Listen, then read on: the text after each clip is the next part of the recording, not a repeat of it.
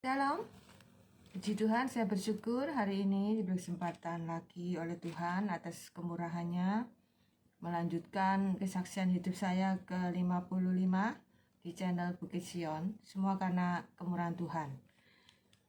Kita semua dalam kasih karunia-Nya yang besar dan anugerahnya yang besar. Amin. Sebelum saya memulai acara ini, saya akan berdoa terlebih dahulu. Bapa yang baik dalam nama Yesus, Bapa di surga, Hamba-Mu serahkan acara ini dari awal sampai akhir dalam pimpinan Roh Kudus-Mu. Biarlah Kau pakai hamba-Mu ini sebagai alat-Mu untuk menyampaikan isi hati-Mu kepada kami semua dimanapun berada yang Kau kasihi. Kami siap Bapa, berfirmanlah ya Bapa, haleluya, amin. Kesempatan ini saya akan menyampaikan dua tema. Yang pertama yaitu tema yang pertama ya. Tuhan itu melihat hati ya, bukan melihat kepintaran kita atau melihat apa yang kita miliki ya. Jadi Tuhan kalau memilih seseorang itu melihat hatinya ya, bukan apa yang kita miliki ya, kepandaian kita ya boleh ya, pandai boleh ya, punya skill boleh ya, tapi kalau punya keahlian atau punya kepandaian itu harus merendahkan hati gitu ya di hadapan Tuhan, dan tidak bermegah ya dengan apa yang kita miliki, dengan kepandaian kita ya, tapi kita harus merendahkan hati ya di hadapan Tuhan, supaya Tuhan itu memakai kita sebagai alatnya melalui hidup kita. Di tema kali ini ya, saya akan membahas tentang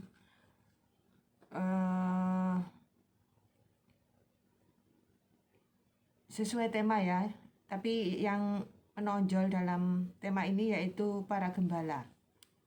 Kenapa Tuhan memilih para gembala untuk Tuhan memilih para gembala terlebih dahulu ya, sebelum memberitakan ke yang lain. Para gembala ini terlebih dahulu ya diberitahu tentang kesukaan yang besar, yaitu kabar kelahiran Tuhan Yesus di dunia ini ya. Itu disampaikan kepada para gembala terlebih dahulu. Dan para gembala ini adalah orang yang biasa-biasa saja, yang tidak punya kelebihan khusus ya, yang biasanya itu diremehkan ya. Pada zaman itu, seorang gembala itu dipandang rendah gitu ya, zaman dulu, saat itu ya. Jadi Tuhan justru memilih orang yang dipandang rendah oleh manusia.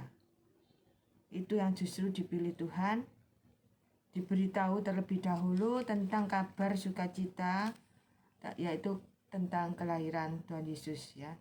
Jadi kita jangan berkecil hati kalau kita direndahkan seseorang ya, dipandang rendah seorang, karena Tuhan pasti meninggikan kita seperti kisah para gembala ini. Jadi Tuhan mengingatkan kita, kalau kita bermegah, hendaklah kita bermegah dalam Tuhan ya, jangan bermegah karena yang lain. Itu pesan Tuhan hari ini. Dapat kita lihat di Lukas 2 ayat 8. Mari kita buka bersama-sama ya, Lukas 2 ayat 8. Saya bacakan ya. Perikopnya yaitu gembala-gembala. Di daerah itu ada gembala-gembala yang tinggal di padang, menjaga kawanan ternak mereka pada waktu malam. Ya, di ayat ini diceritakan bahwa di suatu daerah yang dimana Tuhan Yesus lahir ya, itu ada para gembala yang tinggal di situ ya, di daerah dimana Tuhan Yesus lahir. Tapi para gembala itu tidak menyadari ya, bahwa di daerah tersebut, di daerah di mana dia mengembalakan dombanya, itu akan lahir Sang Mesias, yaitu Tuhan Yesus yang dinanti-nantikan banyak orang ya, terutama dinanti-nantikan oleh bangsa Israel saat itu ya, karena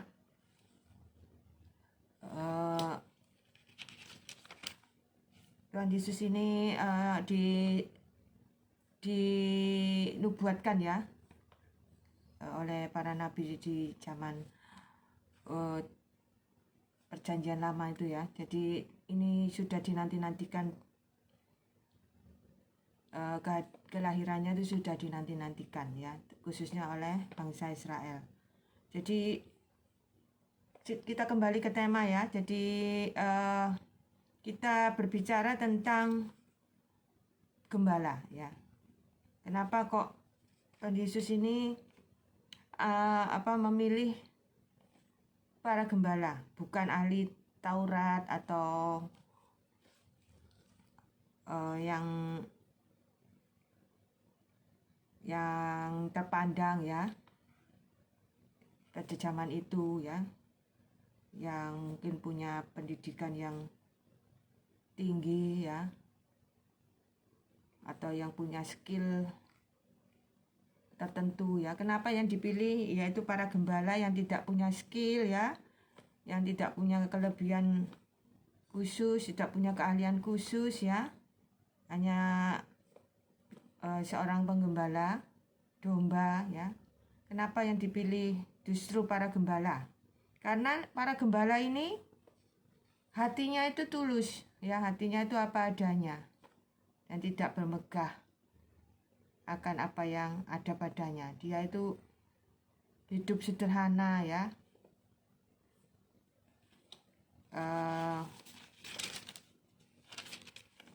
Tuhan itu melihat hati. Jadi Tuhan itu melihat hati para gembala ini.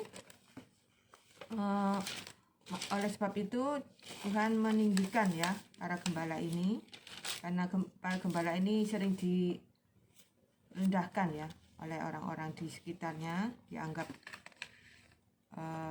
profesi sebagai gembala itu dipandang rendah gitu ya. Ya inilah pesan Tuhan ya yang harus kita perhatikan. Jadi para gembala itu saat itu ya tidak menyadari ya mereka itu ada di daerah di mana Tuhan Yesus akan lahir ya. Dia tidak menyadari bahwa Sang Mesias itu akan lahir di daerah para gembala tersebut. Selanjutnya, apa maknanya ya dari Tuhan memilih gembala ini, para gembala ini? Maknanya yaitu yang pertama ya, ini maknanya ada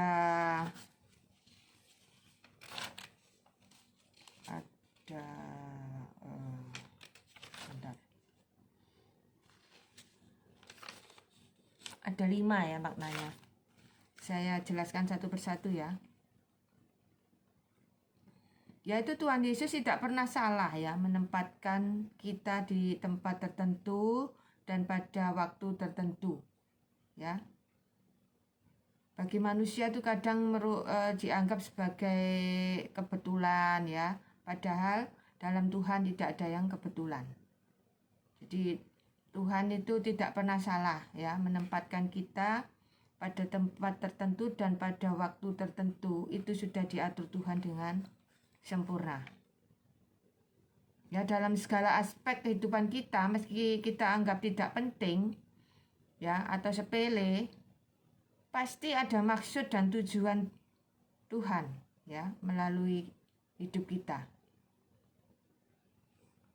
Saya ulang ya, dalam segala aspek kehidupan kita, meskipun kita anggap tidak penting atau sepele, pasti ada maksud dan tujuan Tuhan Yesus ya melalui hidup kita.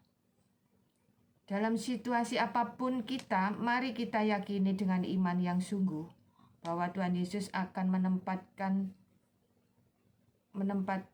bahwa Tuhan Yesus tidak salah ya menempatkan kita di tempat tertentu dan pada waktu tertentu. Yang kedua yaitu Tuhan Yesus melihat hati yang apa adanya, bukan melihat yang lain. Jadi Tuhan tuh melihat hati yang apa adanya, bukan melihat kepintaran kita ya, keahlian kita, kekayaan kita, bukan. Jadi Tuhan tuh melihat hati yang apa adanya. Jadi Tuhan tuh memilih seseorang untuk dipakai sebagai alatnya, itu melihat hati yang apa adanya.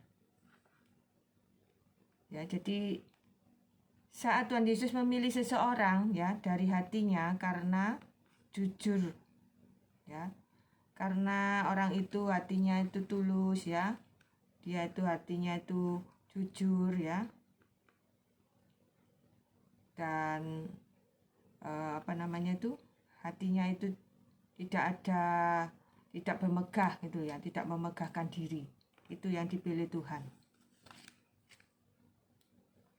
Karena orang yang mempunyai kepandaian atau skill tertentu itu punya potensi untuk menjadi sombong. Bukan tidak boleh mengasah skill atau keahlian kita, bukan ya.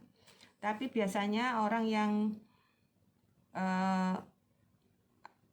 waktu belum menguasai suatu bidang tertentu biasanya itu berdoa terlebih dahulu ya, kalau mau melakukan suatu profesinya ya, yang masih belum ahli itu biasanya berdoa terlebih dahulu, bergumul terlebih dahulu ya.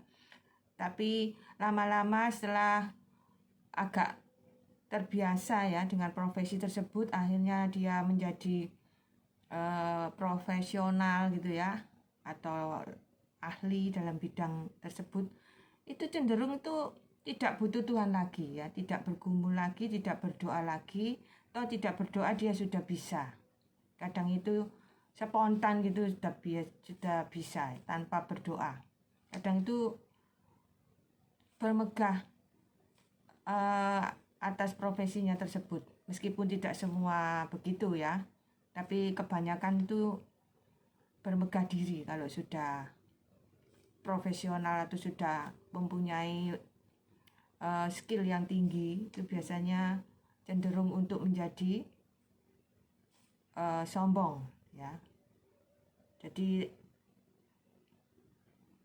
meskipun sudah ahli atau profesional ya, tetap berdoa terlebih dahulu ya. Kalau mau melakukan sesuatu itu tetap bergumul pada Tuhan ya, tetap mengandalkan Tuhan. Orang yang tidak mengandalkan Tuhan itu berbahaya ya, dia pasti cenderung untuk bermegah diri. Dia merasa tanpa Tuhan sudah bisa gitu ya, itu yang berbahaya. Yang selanjutnya kita baca di 1 Korintus 1 ayat 25 sampai 29. Saya bacakan ya. Sebab yang bodoh dari Allah lebih bijaksana daripada manusia, dan yang lemah dari Allah lebih kuat daripada manusia. Amin. Saya ulang ya. 1 Korintus 1 ayat 25 sampai 28. Sebab yang bodoh dari Allah lebih bijaksana daripada manusia, dan yang lemah dari Allah lebih kuat daripada manusia. Ya, ini Tuhan mengingatkan kita bahwa jangan memegahkan diri ya, karena kalau kita memegahkan diri itu berarti kita sudah tidak butuh Tuhan lagi ya. Itu berbahaya. Selanjutnya ya. Jadi Tuhan itu tidak melihat bodoh apa pintarnya seseorang kalau Tuhan mau memakai seseorang ya. Tidak melihat skillnya, kepintarannya, tapi melihat hatinya. Jadi yang selanjutnya yaitu yang ketiga ya, Tuhan selalu hadir di rutinitas kita sehari-hari ya. Seperti para gembala ini, di mana mereka selalu sering berada di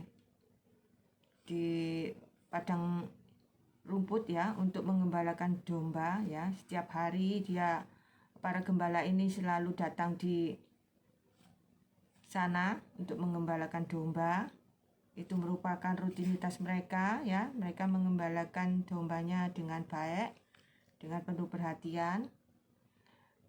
Itu Tuhan hadir loh ya di rutinitas para gembala tersebut. Demikian juga Tuhan hadir di kehidupan kita sehari-hari seperti para gembala tersebut. Jadi itu yang harus kita ingat ya, bahwa Tuhan Yesus itu selalu ada dalam hidup kita ya, di setiap musim hidup kita. Ya, justru kehadiran Tuhan ya di setiap saat, setiap waktu itu hari-hari yang biasa itu jadi hari-hari yang penuh berkat ya. Hari-hari yang indah bersama Tuhan itu tiada hari yang menyedihkan gitu ya. Jadi tiap hari itu selalu indah bersama Tuhan. Amin. Jadi jangan sampai kita itu merasa sendiri ya, merasa kesepian meskipun mungkin kita jauh dari orang-orang yang dekat dengan kita ya. Suatu saat kita itu sendirian di rumah, jangan merasa sedih ya atau kesepian, karena Tuhan Yesus itu selalu hadir dimanapun kita berada, kapanpun ya, dimanapun kita berada, asal Tuhan hadir, di situ ada sukacita dan damai sejahtera. Amin. Jadi mujizat itu sebenarnya itu dimulai dari bangun tidur loh ya. Saat kita membuka mata, bangun tidur di pagi hari, itu mujizat. Kalau kita lihat di rumah sakit tuh ya, banyak orang yang kesulitan ya untuk bangun tidur karena tidurnya kurang nyenyak, mungkin karena sakitnya kadang tuh tidak bisa tidur, sehingga di pagi hari itu kadang tuh tidak bisa bangun ya, karena malamnya tuh tidak bisa tidur nyenyak. Jadi atau kadang tidak bisa tidur semalaman ya. Kalau kita bisa tidur nyenyak di malam hari ya, tidur kita berkualitas, bisa tidur nyenyak, itu anugerah ya. Kita harus bersyukur, itu mujizat. Meskipun hanya kita pandang seperti rutinitas sehari-hari ya, bangun tidur kan itu seperti bukan mujizat, sebenarnya itu mujizat. Karena kita tidak menyadari bahwa di rumah sakit itu banyak orang yang kadang itu masuk ruang ICU itu ya, koma, tidak bisa bangun, tidak sadar ya, koma berapa hari. Kita bersyukur tiap pagi kita bisa bangun tidur, disyukuri ya. Jadi kadang itu sesuatu yang rutin itu tidak kita syukuri, kita perhitungkan sebagai suatu anugerah. Tuhan mengingatkan kita bahwa bangun tidur itu harus kita syukuri, itu anugerah. Dan kita bisa berdiri, kita bisa bernapas ya saat bangun tidur. Kita bisa bernafas, kita bisa berdiri, bisa berjalan. Itu anugerah, itu mujizat yang harus kita syukuri. Ya, kita bisa membesarkan anak-anak kita dengan baik, itu mujizat. Ya, meskipun itu merupakan suatu rutinitas, kadang kita tidak memperhitungkan lagi. Tiba-tiba seolah-olah anak kita itu sudah cepat dewasa gitu ya. Tidak terasa sudah besar. Padahal itu mujizat. Kita bisa membesarkan anak-anak kita dengan baik, itu mujizat. Dan lain-lain ya, banyak yang kita lupakan karena itu sebagai rutinitas sehari-hari. Tuhan mengingatkan kita harus bersyukur ya, untuk hal-hal yang merupakan rutinitas, tapi itu merupakan mujizat. Kita kadang tuh lupa. Sebab itu di kesempatan ini Tuhan mengingatkan kita agar kita itu bersyukur ya, karena Tuhan selalu hadir dalam kegiatan rutinitas kita. Selanjutnya yaitu di Yeskiel 34 ayat 11 sampai 16. Mari kita baca bersama-sama ya. Saya bacakan ya. Sebab beginilah firman Tuhan Allah. Sesungguhnya aku sendiri akan memperhatikan domba-dombaku dan mencarinya. Seperti seorang gembala mencari dombanya pada waktu domba itu tercerai dari kawanan dombanya, begitulah aku huruf besar ya. Begitulah aku akan mencari domba-dombaku, huruf besar, dan menyelamatkan mereka dari segala tempat, kemana mereka diserahkan pada hari berawan dan kelam. Ayat 13, aku akan membawa mereka keluar dari bangsa-bangsa, mengumpulkan mereka dari negeri-negeri, dan membawa mereka ke tanahnya. Aku akan mengembalakan mereka di atas gunung-gunung Israel, di alur-alur sungainya, dan di semua tempat kediaman orang di tanah itu. Di padang rumput yang baik akan ku gembalakan mereka, huruf besar ya. Dan di atas gunung-gunung Israel yang tinggi, disitulah tempat penggembalaannya. Di tempat penggembalaan yang baik itu, mereka akan berbaring, dan rumput yang subur menjadi makanannya di atas gunung-gunung Israel. Aku sendiri akan mengembalakan domba-dombaku, dan aku akan membiarkan mereka berbaring. Demikianlah firman Tuhan Allah. Ayat 16, yang hilang akan ku cari, yang tersesat akan ku bawa pulang, yang luka akan ku balut, yang sakit akan ku kuatkan, serta yang gemuk dan yang kuat akan ku awasi. Aku akan mengembalakan mereka sebagaimana seharusnya. Amin. Sungguh indah ya ayat ini. Jadi Tuhan Yesus sendiri loh ya, yang akan memelihara kita dengan sempurna. Amin. Pemeliharaannya sempurna atas kita semua yang dikasihinya dimanapun berada saat ini. Yang menyaksikan acara ini, kita bersyukur ya, kita punya Tuhan Yesus yang seorang gembala yang baik ya. Dia tidak pernah ya membiarkan domba-dombanya itu tersesat.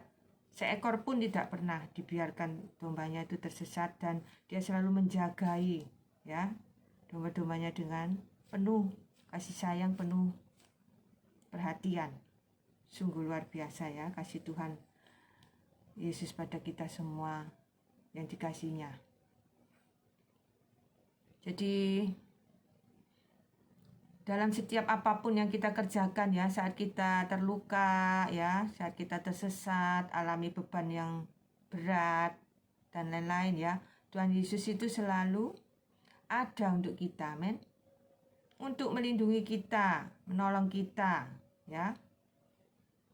Tuhan Yesus sendiri yang akan mengembalakan domba-dombanya. Domba-dombanya itu kita ini ya, domba-dombanya. Tuhan Yesus itu gembalanya. Jadi Tuhan Yesus sendiri yang akan mengembalakan domba-dombanya sebagaimana seharusnya.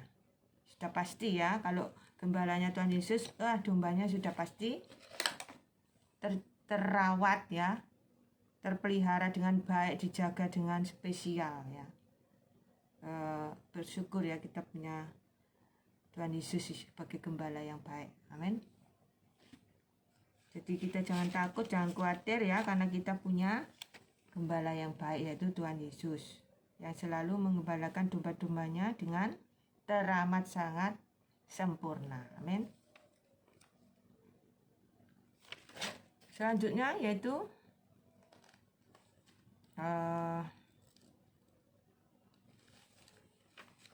jadi kita itu harus belajar ya untuk hidup kudus senantiasa ya. Jadi kita jangan sampai kita itu jatuh dalam dosa ya. Jadi mencegah itu lebih baik daripada bertobat ya. Kalau bisa itu jangan sampai kita jatuh dalam dosa ya. Tapi kalau sudah terlanjur jatuh dalam dosa, kita harus segera bertobat. Jadi mencegah jatuh dalam dosa itu lebih baik ya daripada bertobat ya. Kalau bisa itu jangan berdosa gitu loh ya. Tapi kalau sudah terlanjur berdosa ya kita harus segera bertobat. Yang selanjutnya yaitu makna yang keempat ya, yaitu kita harus senantiasa itu meningkatkan ya kewaspadaan dan kesiagaan kita ya, untuk mempertahankan iman dan setia kita pada Tuhan Yesus. Ya, seperti seorang gembala yang mengembalakan dombanya di malam hari, itu lebih sulit daripada mengembalakan domba di siang hari. Ya, dia harus meningkatkan kewaspadaannya dan kesiagaannya dalam menjaga domba-dombanya di malam hari. Karena di malam hari itu gelap ya. Kalau ada binatang buas juga mungkin sulit ya untuk melihat karena gelap. Jadi kewaspadaannya itu harus ekstra ya. Di malam hari pendengarannya juga harus ekstra, dan dia harus menjaga domba-dombanya dengan pengalaman-pengalaman yang sudah ada ya. Karena malam hari itu juga hawanya itu dingin sekali ya. Jadi harus bergantian gitu ya. Kalau menjaga domba-domba di malam hari itu harus seperti kalau kerja di perusahaan itu sip-sipan ya. Ada sip pagi, ada sip malam.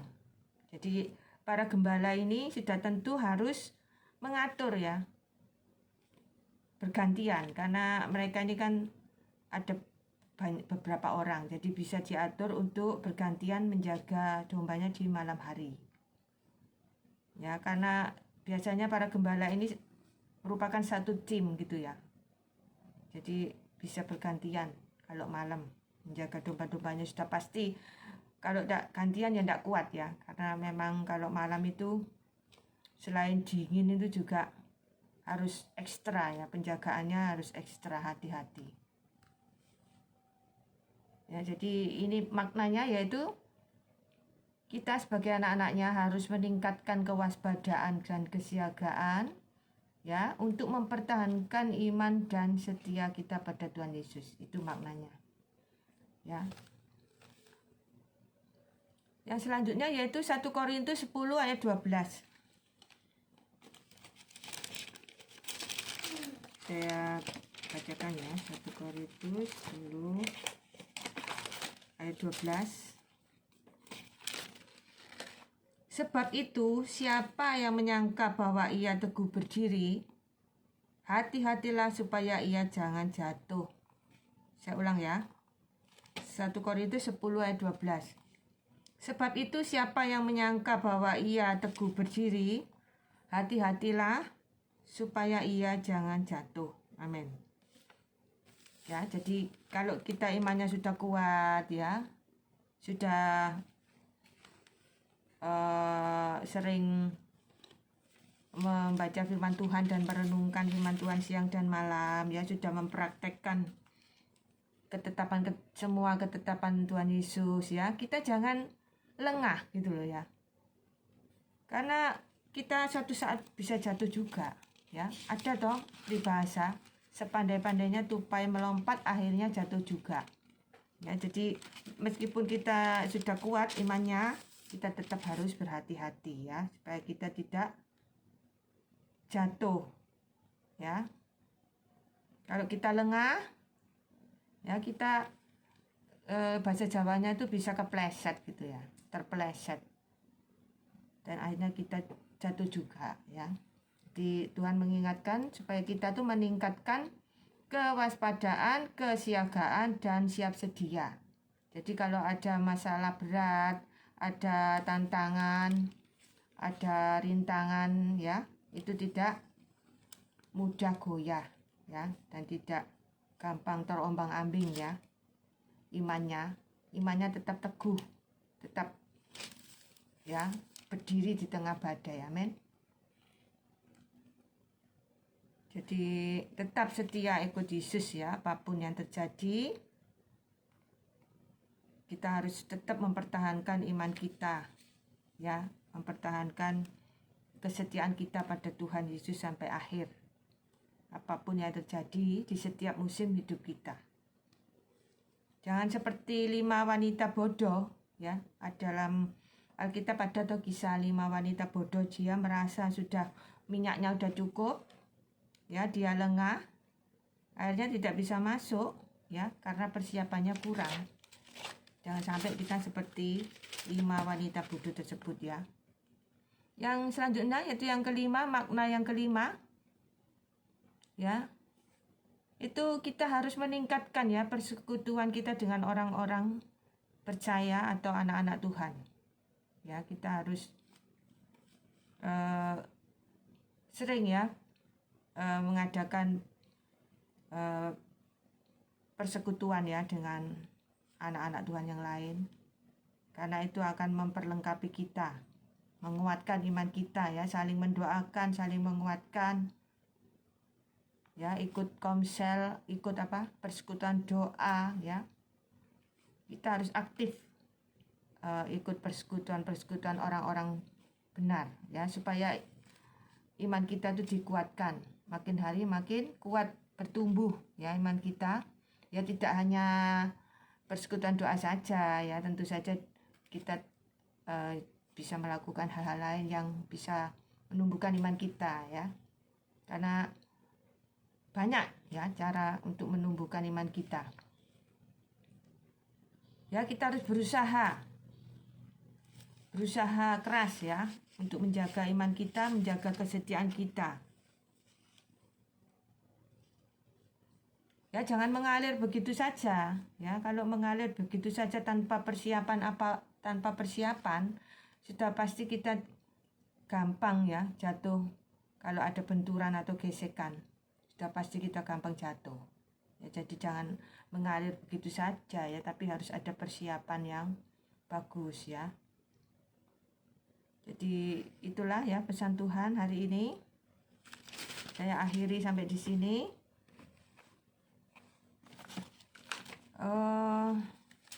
Saya tambahi ya sedikit ya, yaitu tema kedua, yaitu tentang dosa perzinahan. Saya percepat saja ya, karena ini sudah pernah saya bahas ya di khotbah saya yang lalu-lalu. Jadi kenapa ya kok dosa perzinahan ini dosa yang istimewa? Karena pernikahan itu hancur ya gara-gara dosa perzinahan ini. Sedangkan pernikahan itu merupakan rencana besar Tuhan Yesus di dunia ini ya, yaitu pernikahan yang kudus. Itu dapat kita lihat di Efesus 5 ayat 31 sampai 33. Mari kita buka bersama ya. Efesus 5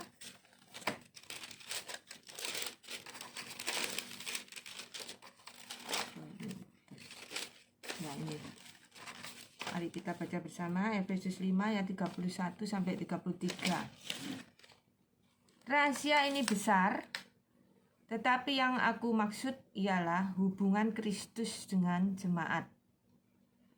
Bagaimanapun juga bagi kamu masing-masing berlaku, kasihilah istrimu seperti dirimu sendiri, dan istri hendaklah menghormati suaminya. Jadi ini berbicara tentang pernikahan yang kudus, itu merupakan rencana besar Tuhan Yesus ya. Jadi kenapa setan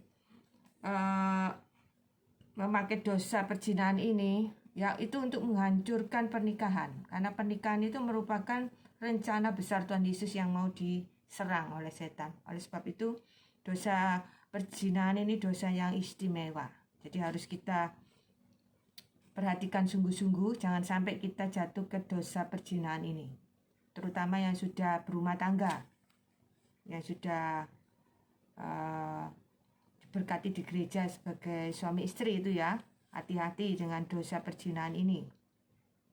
Ya, jadi sering kita dengar ya di televisi ya, banyak kawin cerai seperti sudah terbiasa ya mendengarkan kabar itu.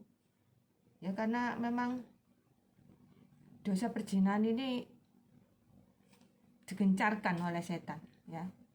Setan berusaha keras ya untuk menghancurkan keluarga-keluarga Kristen ya, supaya hancur, supaya rencana besar Tuhan itu gagal ya. Jadi kita harus mengerti bahwa dosa perzinahan ini sungguh menakutkan, mengerikan. Jadi pernikahan itu harus dijaga, harus dirawat ya, harus dijaga kesuciannya, hidup benar ya. Suami istri ini harus hidup benar ya, saling menjaga keutuhan rumah tangga, harus kompak gitu loh ya. Jadi itulah ya pesan Tuhan. Kita juga diingatkan ya bahwa suami istri itu dimeteraikan oleh Tuhan Yesus ya, di Kidung Agung 8 ayat 6. Ini ada tambahan sedikit. Mari kita baca ya, Kidung Agung 8 ayat 6. Taruhlah aku seperti meterai pada hatimu, seperti meterai pada lenganmu, karena cinta kuat seperti maut. Ya, ini yang 6a ya, kita baca 6a saja. Jadi Tuhan itu memeteraikan kita loh ya, memeteraikan pernikahan kita, yaitu meterai di hati dan meterai di lengan atau tangan. Apa maksudnya? Ya, jadi meterai di hati itu ya, suami istri itu harus saling setia ya, harus tidak boleh mengkhianati pasangannya ya. Dimanapun berada itu tetap harus menjaga hatinya ya, supaya tidak tergoda oleh yang bukan pasangannya gitu loh ya. Sedangkan meterai lengan itu kita itu harus menjaga sikap perilaku kita ya. Jangan sampai itu mencemarkan tubuh kita ini ya. Karena tubuh kita ini kan bait Allah. Jadi jangan di luar sepengetahuan pasangan kita merangkul-rangkul orang yang bukan pasangan kita, itu tidak boleh ya. Karena kita sudah dimeteraikan oleh meterai lengan ini. Jadi kita harus menjaga sikap kita ya, tutur kata kita itu tidak boleh sembarangan, karena kita sudah menikah ya, tidak boleh sembarangan, harus dijaga ya. Suami istri itu rahasia besar Allah, suami istri itu luar biasa ya. Suami istri itu harus saling melengkapi ya. Jangan sampai meterai itu dirusak ya oleh suami atau istri. Suami dan istri ini harus kompak menjaga meterai hati dan meterai lengan itu jangan sampai rusak dulu ya. Jadi, dan orang yang sudah menikah itu ya, menikah dalam Tuhan ya, itu harus mau diikat oleh pasangannya dan mengikatkan diri pada pasangannya ya. Seperti seorang ibu punya bayi ya, ibu itu mau diikat oleh bayinya dan mau mengikatkan diri pada bayinya, dan bayinya itu harus tidak boleh diganggu oleh orang lain ya, harus bersama ibu itu terus, ibunya terus. Itu namanya mengikatkan diri pada bayinya dan mau diikat oleh bayinya. Itu kan kenapa ibu ini mau diikatkan oleh bayinya dan mengikatkan diri pada bayinya? Karena ada cinta ya, ibu ini cinta pada bayinya. Demikian juga suami istri. Suami istri itu harus mau diikat oleh pasangannya dan harus mau mengikatkan diri pada pasangannya. ya, karena ada cinta tadi, ya itulah ya. Jadi dan cinta dalam pernikahan itu jangan sampai luntur, ya. Kalau luntur itu lama-lama hilang, kalau hilang jadi pahit. Cinta itu kan manis, tapi kalau suatu rumah tangga itu ada cinta sejati, itu kan terasa manis. Hubungan dalam pernikahan itu kan manis, tapi kalau cintanya luntur lama-lama hilang, itu akhirnya jadi pahit, jadi neraka donyo. Kalau orang Jawa bilang itu tadi, rumah tangga itu jadi neraka donyo. Jadi cekcok terus ya, ada salah dikit rame ya, berkata salah dikit rame, gelas nggak sengaja pecah rame ya. Padahal waktu pacaran kalau ada sesuatu yang rusak atau hilang, oh enggak apa-apa sayang, nanti beli lagi. Tapi kalau udah cintanya hilang dalam rumah tangga, apa rusak apa pecah, mau marah-marah ya. Pasangannya itu marah-marah, entah itu istri atau suami. Kalau cintanya sudah luntur, ya masalah kecil jadi besar, ya. Jadi hati-hati ya. Jadi harus dilandasi oleh kasih Kristus. Cinta itu harus dilandasi oleh kasih Kristus supaya tidak memudar, tapi tambah kuat, ya, tambah berlimpah. Cinta antara suami istri ini tambah kuat, tambah berlimpah, tambah indah dan luar biasa. Kalau ada kasih Kristus itu, rumah tangga tersebut itu diberkati luar biasa, ya. Baik ayah dan ibu ini beserta anak-anaknya itu diberkati luar biasa. Amin. Ya, itulah pesan Tuhan hari ini. Jadi kalau pasangan kita bersalah, itu jangan kita hakimi ya, kita ampuni, kita doakan, kita kasihi. Ya, meskipun memang terbukti bersalah, tetap kita tidak boleh jadi hakim. Ya, hakimnya itu Tuhan Yesus saja. Ya, tugas kita, jangankan pasangan kita, musuh lu suruh ngampuni. Ya, apalagi pasangan kita harus kita ampuni. Meskipun terbukti bersalah pun harus tetap kita ampuni, kita doakan, dan kita kasihi. Dan pernikahan itu hanya maut yang memisahkan. Ya, ingat pengampunan itu berapa kali? 70 kali 7 kali.